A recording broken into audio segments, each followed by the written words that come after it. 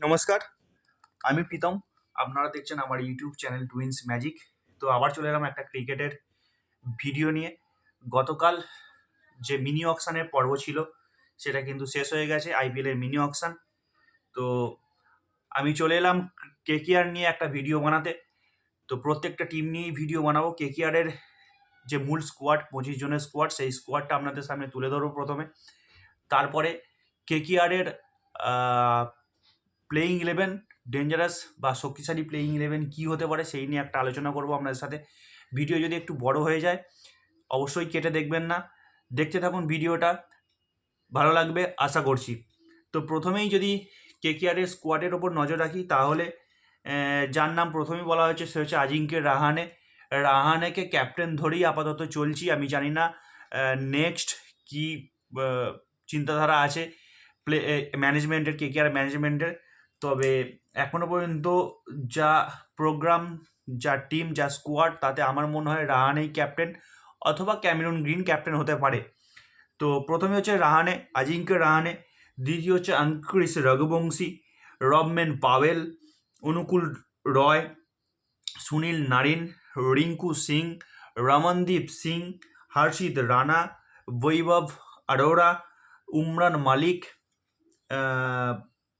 বরুণ চক্রবর্তী, মনীষ পান্ডে। এটা কিন্তু written player ছিল, কেকেআরের রিটেন প্লেয়ার কিন্তু এরা ছিল। এইবার কাল 16ই ডিসেম্বর যে মিনি অকশান ছিল, সেই মিনি অকশান থেকে কোন কোন প্লেয়ারকে কেকেআর ম্যানেজমেন্ট কিনেছে তাদের নামটা বলবো। প্রথমেই লিস্টের প্রথম নামই হচ্ছে ক্যামরুন গ্রিন। ক্যামরুন গ্রিনের পর হচ্ছে পাতিরানা, মুস্তাফিজুর রহমান, রাহুল ত্রিপাঠী,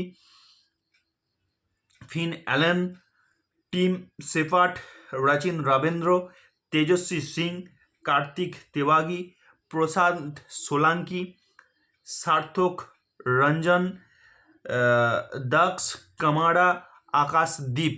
এই হচ্ছে মোটামুটি কেকেআরের যে স্কোয়াড, 25 জনের স্কোয়াড। এটা হচ্ছে কেকেআরের মোটামুটি 25 জনের স্কোয়াড। তো এই স্কোয়াডের ওপর ভিত্তি করেই আমি মোটামুটিভাবে কেকেআরের প্লেয়িং ইলেভেন, শক্তিশালী প্লেয়িং ইলেভেন বানিয়েছি। তো এই যে পুরো স্কোয়াডটা, এই স্কোয়াড দেখতে গেলে যে কোনো যারা ক্রিকেট একটু হলেও বোঝে তারা, আমার মনে হয় এই যে স্কোয়াডটা রয়েছে কেকেআরের এই বছরের স্কোয়াড, কিন্তু বোলিং ডিপার্টমেন্ট কিন্তু অত্যন্ত শক্তিশালী। 20 ওভারের খেলায় কিন্তু কেকেআরের যে বোলিং অ্যাটাক রয়েছে, নিঃসন্দেহে 30 ওভার বোলিং হয়ে যাবে। এতটা মানে এত অপশান রয়েছে কেকেআরের এই স্কোয়াডের বোলিং অ্যাটাকে। তো বেশ কিছু প্লেয়ারকে নিয়েছে। যদি টিমটার কথা বলি, যে খুব যে ভালো হাই কোয়ালিটির টিম হয়েছে সেটা আমি এখনও বলবো না, আর খুব যে লো কোয়ালিটির টিম হয়েছে সেটাও বলবো না।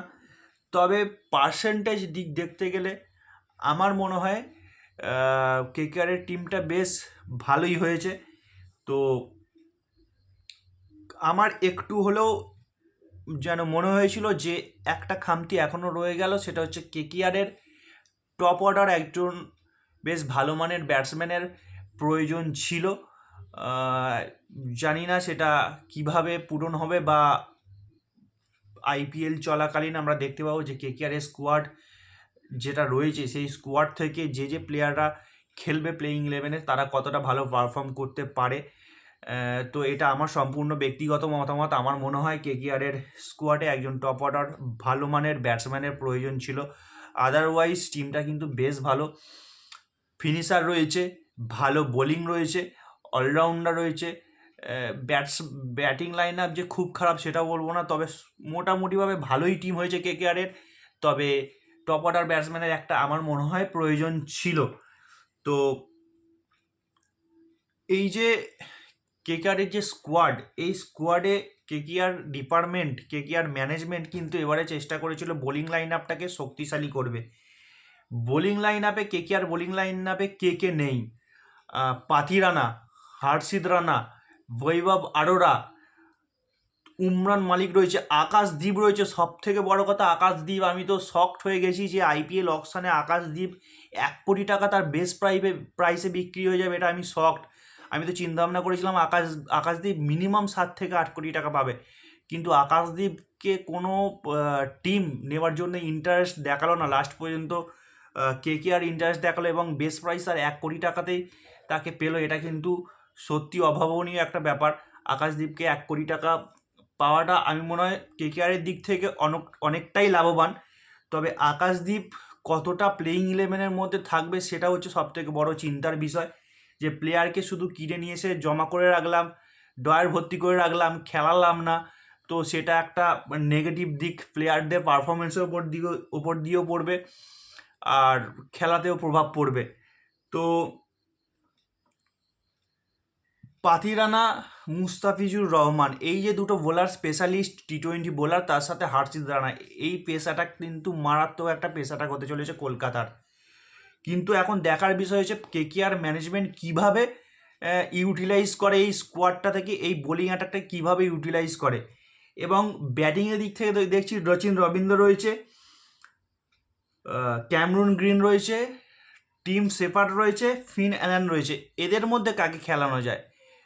তো প্রত্যেকবারের মতো কেকেআর যে বেশ কয়েক বছর ধরে যে চিন্তাধারা তাদের ছিল, অকশানে উল্টোপাল্টা প্লেয়ারকে কিনছিল, উল্টোপাল্টা জায়গায় ইনভেস্ট করছিল, সেই তুলনায় কিন্তু এই মিনি অকশান কিন্তু 2026 আইপিএলের জন্য যে মিনি অকশান হলো, সেই মিনি অকশানে কিন্তু কলকাতা বেশ কিছু ভালো মানের ক্রিকেটার কিনেছে এবং বেশ কিছু চিন্তাধারা তাদের খুব ভালো ছিল, ভালো চিন্তাধারা থেকে কিন্তু ক্রিকেটারকে তুলে নিয়ে এসছে। তো একটা জায়গায় আমার একটু খটকা লাগিয়ে যখন লিয়াম লিভিংস্টনের জন্য কেকেআর দৌড়াচ্ছিল নেবে বলে, তো ওটা আমার মনে হচ্ছিল যে এইটা হয়তো কেকেআরের জন্য ফলস যেতে চলেছে, কারণ লিয়াম লিভিংস্টন খুব যে ভালো পারফরমেন্স করে দেবে এটা আমার বলে মনে হয় না। হ্যাঁ, 2-1টা ম্যাচ খেলে দিলেও দিতে পারে, তবে লিয়াম লিভিংস্টনের পারফরমেন্স অতটাও ভালো নয়। তো সেটা আমার খটকা লাগছিল যখন কেকেআর স্যারেন্ডার করে বেরিয়ে চলে এলো, তখন আমার একটু মনটা শান্তি হলো, যাক লিয়াম লিভিংস্টনের থেকে মোহভঙ্গ হয়েছে কেকেআরের। আদারওয়াইজ টিম মোটামুটি ঠিকই আছে। এবার আসবো প্লেইং ইলেভেনটা দেখে নেবো। তো যেটা বললাম, কেকেআরের যে প্লেইং ইলেভেন স্কোয়াড থেকে প্লেইং ইলেভেনটা আমি নির্বাচন করেছি, তো এটা আমার সম্পূর্ণ ব্যক্তিগত ভাবে ভাবা এই প্লেইং ইলেভেনটা। আপনাদের চিন্তাভাবনায় কী প্লেইং ইলেভেন খেলানো উচিত কেকেআরের, অবশ্যই আপনারা কমেন্ট বক্সে কমেন্ট করে জানান, বা আমার প্লেইং ইলেভেনে কোনো চেঞ্জেস আসবে কি না সেটা অবশ্যই চিন্তাভাবনা করে জানান। যদি প্লেইং ইলেভেনের দিকে তাকাই, তো অবশ্যই আমি নারিনকে কখনোই ওপেনিংয়ে রাখবো না, কারণ নারিন এমন একজন প্লেয়ার, চালে তো চাঁদ তাক, নেই চালে তো শাম তাক। নারিন হয় ছক্কা নয় ফক্কা, নারিন খেলতেও পারে নাও খেলতে পারে যে কোনো ম্যাচে, হয়তো পরপর 3-4টে 0 করে গেল, বা 2টো ম্যাচে 50 করে বেরিয়ে গেল, বা হয়তো 3-4টে ম্যাচে পরপর 50 করে বেরিয়ে গেল। তো নারিনকে আমি কখনোই ওপেনিংয়ে রাখবো না। যদিও যে বছর 2024-এ কেকেআর চ্যাম্পিয়ন হয়েছিল, তার সবথেকে বড় অবদান ছিল কিন্তু সুনীল নারিনের। তার ব্যাটিং পারফরমেন্স বলুন, উইকেট টেকিং অ্যাবিলিটি বলুন, অনেক কাজে এসেছিলো কেকেআরের জন্য, ট্রফি জেতার জন্য। তো সব বছর সব সময় একইভাবে যে নারিন পারফর্ম করবে, বোলিং ডিপার্টমেন্ট অবশ্যই নারিনের ভালো, এখনও আচ্ছা তাবড় ব্যাটসম্যান নারিনের সামনে মাথা নিচু করে থাকে। তো ব্যাটিংয়ের দিক থেকে আমি যদি বলি, তাহলে বলবো কিন্তু নারিনকে ওপেন না করানোই বেটার হবে। যে কোনো দুটো ওপেনার কলকাতা চুজ করুক এবং তাদেরকে দিয়েই পুরো টুর্নামেন্টটা ওপেন করাক, তাতে আমার মনে হয় এক জায়গায় এস্টাবলিশড হয়ে যাবে এবং আমার মনে হয় বেস্ট একটা ফিডব্যাক পাওয়া যাবে। তো সেই দিক থেকে প্রথমেই রয়েছে ফিন অ্যালান, তারপরেই রয়েছে ফিন অ্যালান যদি না থাকে তার সাথে টিম শেপার্ড, দুজনে ফিন অ্যালান অথবা টিম শেপার্ড, দুজনের মধ্যে একজন উইকেট কিপিং ব্যাটসম্যান, দুজনের হাতে কিন্তু মারাত্মক ভালো ভালো শট রয়েছে। তো 2 নম্বর হচ্ছে আজিঙ্কে রাহানে, যদি আজিঙ্কে রাহানে ক্যাপ্টেন হয় তাকে আজিঙ্কে রাহানেকে কিন্তু অবশ্যই প্লেইং ইলেভেন রাখতেই হবে। তো 2 নম্বরে আজিঙ্কে রাহানে, 3-এ অবশ্যই নো ডাউট ক্যামরুন গ্রিন। কলকাতার যে স্কোয়াড, কলকাতার যে বোলিং শক্তি এতটাই বেটার আমার মনে হয় ক্যামরুন গ্রিনকে বোলিংয়ের দিকে চাপ না দিয়ে শুধু ব্যাটিংয়ের দিকে চাপ যদি কেকেআর ইউজ করে, আমার মনে হয় সব থেকে বেস্ট হবে। লাস্টের দিকে রাসেল যে জায়গায় খেলতো সেই জায়গায় ক্যামরুন গ্রিনকে না রেখে ওপরের দিকে খেলালে আমার মনে হয় সব থেকে বেটার হবে। তো প্রথমেই হচ্ছে ফিন অ্যালান অথবা টিম শেপার্ড, তারপরে কিন্তু 2 নম্বর আজিঙ্ক্য রাহানে, 3 হচ্ছে ক্যামরুন গ্রিন, 4 হচ্ছে আঙ্কুরিশ রঘুবংশী, 5 নম্বরে রাহুল ত্রিপাঠী অথবা মনীষ পাণ্ডে। মনীষ পাণ্ডে কিন্তু একজন পুরনো খেলোয়াড় এবং ভালো অভিজ্ঞতা রয়েছে মনীষ পাণ্ডের। তো রাহুল ত্রিপাঠীও কিন্তু একজন পুরনো নাইট রাইডার্সের প্লেয়ার, আবার ফিরে এসেছে নাইট রাইডার্সে। দুটো প্লেয়ার কিন্তু বেশ ভালো প্লেয়ার। তো 5 নম্বরে রাহুল ত্রিপাঠী অথবা মনীষ পাণ্ডে, 6 রিঙ্কু সিং, 7 রমনদীপ সিং। তাহলে মোটামুটি 1 থেকে 7 পর্যন্ত ক্লিয়ার হলো। 8 নম্বর হচ্ছে সুনীল নারিন, 9 হাসির রানা, 10 পাথি রানা, 11 হচ্ছে বরুণ চক্রবর্তী। এটা হচ্ছে আমার প্লেইং 11। এইবার যদি ব্যাটিং ফার্স্ট পরে, এটা হচ্ছে আমার প্লেইং 11। তারপরে ইম্প্যাক্ট প্লেয়ার হিসাবে কিন্তু আমি রাখবো মুস্তাফিজুর রহমানকে। যখন ফিল্ডিং করতে নামবো তখন কিন্তু আমি গ্রিনকে তুলে নেবো, গ্রিনের জায়গায় কিন্তু মুস্তাফিজুরকে নামিয়ে দেবো। তাহলে আমি গ্রিনের থেকে পুরো 100% ব্যাটিং পারফরমেন্সটাকে তুলে নিয়ে আসতে পারবো। এবং মুস্তাফিজুরের তো ব্যাটিং অ্যাবিলিটি ভালো নয়, একজন স্পেশালিস্ট T20 বোলার। তো মুস্তাফিজুরের বোলিংটাকে আমি কাজে লাগাবো। তো সেম ব্যাটিং ফার্স্ট বলুন সেকেন্ড বলুন, আমার মনে হয় গ্রিনের সাথে মুস্তাফিজুরের একটা ইম্প্যাক্ট প্লেয়ারের যে কম্বিনেশানটা, এটা থাকলে আমার মনে হয় বেটার হয়। এবং বাকি যে টিম মোটামুটি যে প্লেইং 11, এই প্লেইং 11টা আমার মনে হয় কেকেআরের সব থেকে সেরা প্লেইং 11। তবে এখন দেখার যে স্কোয়াড হিসেবে তো কেকেআরের যে টিম স্কোয়াড হিসাবে কিন্তু টিমটা বেশ ওয়েটি। তবে এখন দেখা যাক কি হয়। পারফরমেন্স তো টিম খাতায় কলমে তো কত ওয়েটি সেটা দেখলে হবে না, পারফরমেন্স তো মাঠেই বিচার করতে হবে। তো মাঠেই দেখা যাবে।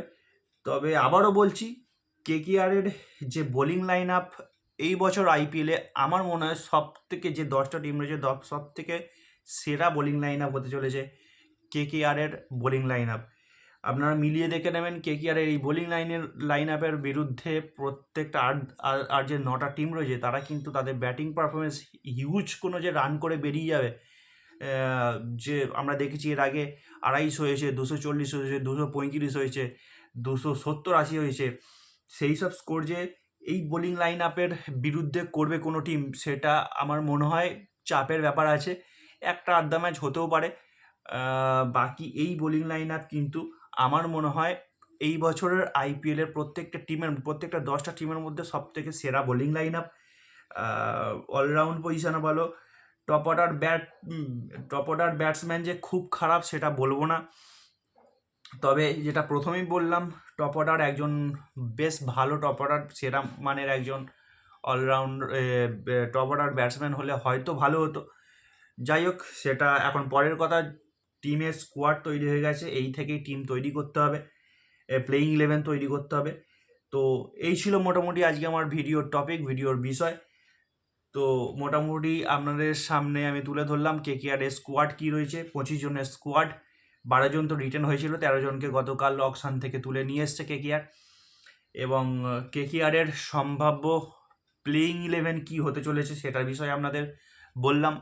আপনাদের চিন্তাধারায় কি প্লেইং 11 কেকেআরের প্রয়োজন, তাহলে কেকেআর ভালো পারফর্ম করতে পারবে, বা আমার প্লেইং 11-এর সাথে আপনাদের প্লেইং 11 মিলছে কি না, বা আমার যে প্লেইং 11 রয়েছে কোনো পজিশানে অন্য কোনো প্লেয়ার চেঞ্জেস হবে কি না, সেটা অবশ্যই আপনারা কমেন্ট বক্সে কমেন্ট করে জানান। তো আবার ফিরে আসছি অন্য কোনো নতুন ভিডিও নিয়ে, নতুন আইপিএলে অন্য কোনো টিম নিয়ে। তো দেখতে থাকুন টুইন্স ম্যাজিক ইউটিউব চ্যানেল। ততক্ষণ সুস্থ থাকবেন, ভালো থাকবেন এবং দেখতে থাকবেন টুইন্স ম্যাজিক ইউটিউব চ্যানেল। নমস্কার।